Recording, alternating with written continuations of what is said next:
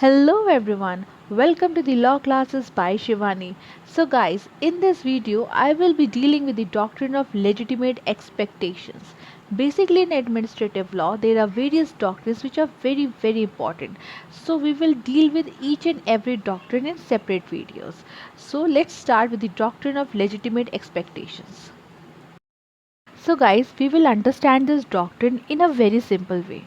Whosoever is listening my video for suppose जैसे कि आप हैं, ठीक है, you have that expectation of being treated in a certain way by the administrative authority.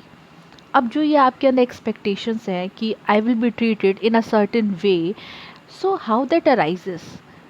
या तो कोई express promise होगा उस authority के थ्रू, या तो पास्ट में कुछ चीज़ें ऐसी होंगी that you have that reasonable expectation कि इस तरीके से ये चीज़ ऐसे ही कंटिन्यू रहेगी। और वो जो प्रॉमिस होगा, वो जो रिप्रेजेंटेशंस होंगे, that will be like very clear and unambiguous.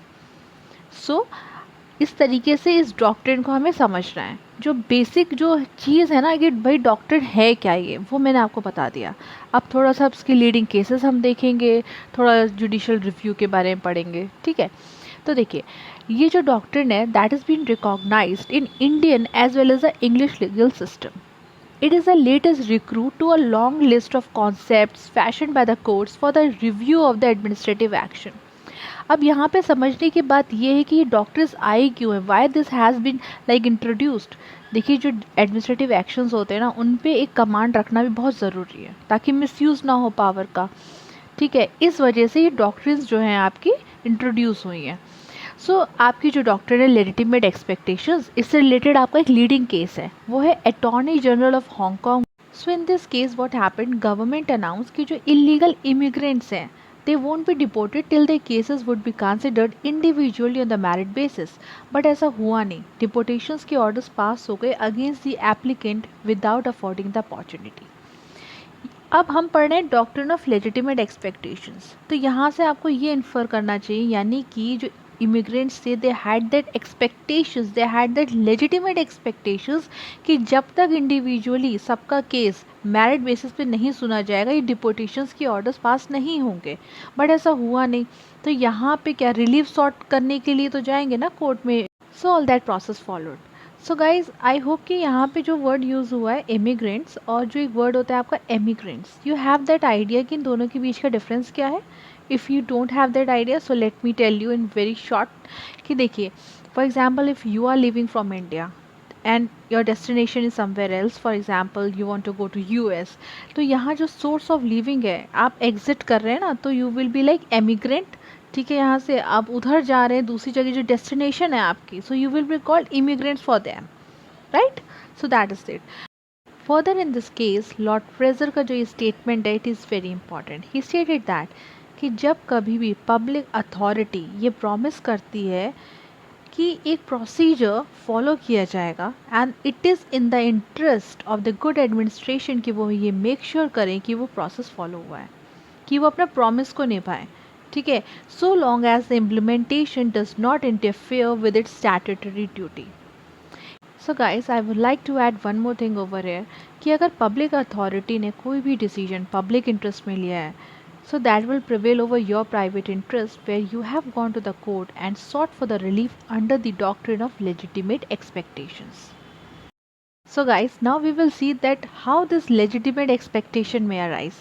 Initially मैंने आपको शॉर्ट में बता दिया था, थोड़ा सा और यहाँ पे हल्का सा डिटेल में देख लेते हैं।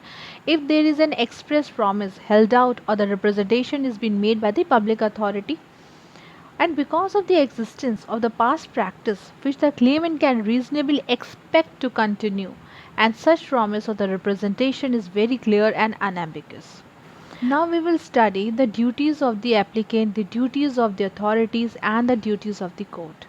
देखिए, जो applicant है who has gone to the court and sought for the judicial review, he should make sure that there is a foundation for such claim, right?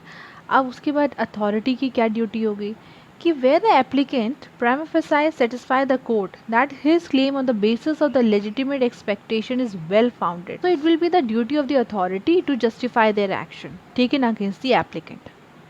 अब court की यहाँ पे क्या duty होगी? Court while considering the prayer for the grant of relief may hold the administrative decision on the basis of the public interest. यही बात मैं आपको समझाना चाह रही थी कि प्राइवेट इंटरेस्ट जो है आपका यहाँ पे ओवरशैडो हो जाएगा, because public interest prevails over the private interest, right? So now we will see the scope of judicial review. This doctrine has an important role in developing the law of judicial review.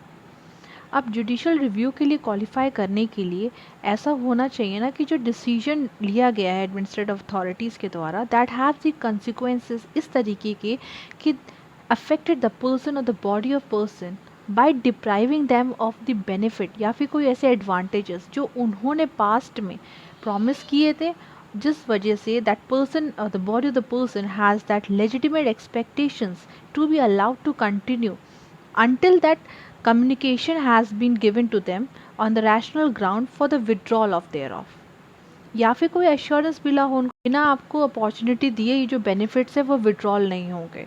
मतलब कि you will be given the opportunity of giving the reasons, like for contending the reasons that क्यों ये चीज़ें जो हैं, जो benefits हैं, वो विड्रॉल नहीं होने चाहिए। Now we will see the principal related case, Monatisputh Energy versus union of India. बहुत इंपॉर्टेंट केस है ये। यहाँ पे सुप्रीम कोर्ट ने कुछ प्रिंसिपल्स लेट डाउन किए हैं in relation to this doctrine. पहला ये कि ये तभी इन्वोक कर सकते हैं as a substantive and the enforceable right. दूसरा ये, it is founded on the principle of the reasonableness and the fairness. I told you कि बहुत ही फेयरली एक्ट करना चाहिए एडमिनिस्ट्रेटिव अथॉरिटीज़ को। Principle of natural justice should be followed. उसके बाद आपका एक प्रिंसिपल इसमें ले डाउन किया है जो है आपका पब्लिक इंटरेस्ट रिलेटेड। देखिए क्या होता है कि जैसे मैंने आपको बताया था कि अथॉरिटीज़ ने कोई भी डिसीजंस लिया है on the basis of the public interest, तो कोर्ट वहाँ पे रिलक्टेंट होगा कि इंटरफेयर करने में उनके डिसीजंस में, while invoking this doctrine. Therefore, we can say that this doctrine cannot be invoked to fetter the changes in the administrative policy if it is in the public interest to do so. उसके बाद एक principal इसमें ये lay down किया है कि जो legitimate expectation है ना, वो आपके एंटिसिपेशन से डिफरेंट होता है। And the last principle is that कि ये जो डॉक्ट्रिन है, it does not require the fulfilment of the expectation where an overriding public interest requires otherwise. तो हम यहाँ पे ये कह सकते हैं कि जो पर्सनल बेनिफिट है, they must be give away to the public interest, and this doctrine would not be invoked which could block the public interest for the private. So guys, now we are done with this doctrine of legitimate expectations. I hope it is clear now. I have tried to like explain you in a very simple way. अगर ना कोई भी चीज़ समझनी हो तो just try to keep yourself in that thing, तो थोड़ा अच्छे से समझ में चीज़ें आ जाती हैं। तो ये जो डॉक्ट्रिन्स हैं आपकी इसमें एडमिनिस्ट्रेटिव लॉ में, ये तो आपको समझ में आ रहा होगा ना कि आखिरकार ये डॉक्ट्रिन्स आई क्यों हैं। देखिए, एडमिनिस्ट्रेटिव पावर्स जो होती है अनकंट्रोल्ड नहीं होनी चाहिए। Not just the administrative powers, कोई भी पावर अनकंट्रोल नहीं होनी चाहिए। There has to be the limitation imposed on them. इसलिए आपकी ये सब चीज़ें हैं डॉक्ट्रिन से और कंट्रोल से इससे related. So guys, we'll see you all in my next video where I will be taking up the next doctrine. देखिए, ये सब चीज़ें ना बहुत इंपॉर्टेंट है एकेडमिक पर्पज़ से भी, और आगे आपके जो जुडिशरीज के जो एग्ज़ाम्स होते हैं ना, वहाँ पे भी बहुत इंपॉर्टेंट है। अभी बिहार PCSJ में भी ये डॉक्ट्रिन्स पूछी गई हैं, डेलीगेटेड लेजिस्लेशंस पूछा गया है। So please pay attention to it. So if you have liked my videos, so do like, share and subscribe to my channel Law Classes by Shivani. See you all in my next video. Till then, take care. Bye bye. Good night everyone.